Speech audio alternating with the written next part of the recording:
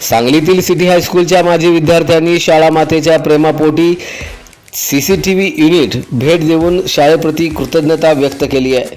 सांगलीतील सिटी हायस्कूलमधील प्रांगणात सन 1974 मध्ये इयत्ता 11वीत शिक्षण घेत असलेल्या 51 विद्यार्थी आणि विद्यार्थिनींनी तब्बल 51 वर्षांनी स्नेहसंमेलनाच्या निमित्ताने एकत्रित येत जुन्या आठवणींना उजाळा दिला। या आठवणीच्या हिंदोळ्यावर रममाण होतानाच गाणी, नृत्य आदी मनोरंजन, सत्कार समारंभ, स्नेहभोजन यामध्ये ती सहभागी झाली। परंतु या दरम्यान अनेक जणांच्या नजरेत एकच गोष्ट खटकली, ती म्हणजे एवढ्या मोठ्या शाळेत CCTV कॅमेऱ्याची कमतरता।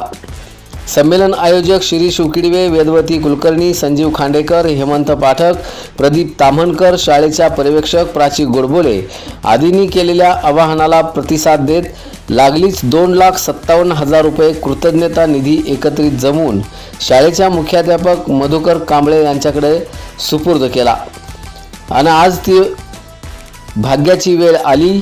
संपूर्ण शाळा CCTV कॅमेऱ्याच्या कक्षेत आली आहे।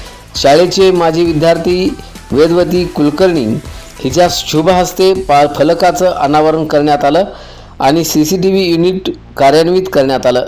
यावेळी बोलताना वेदवती कुलकर्णी म्हणाल्या की माझे वडील DS कुलकर्णी या शाळेचे नामवंत शिक्षक होते। त्यांनी विद्यार्थ्यांच्या अनेक पिढ्या घडवल्या। त्यांच्या वतीनं मी या फलकाचं अनावरण करीत आहे। हात माझे असले तरी प्रेरणा बाबांची होती।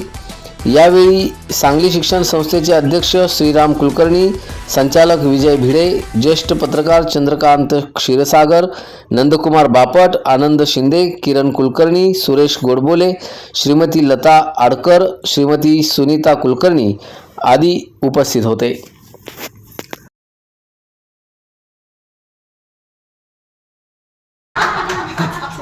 मंगळमूर्ती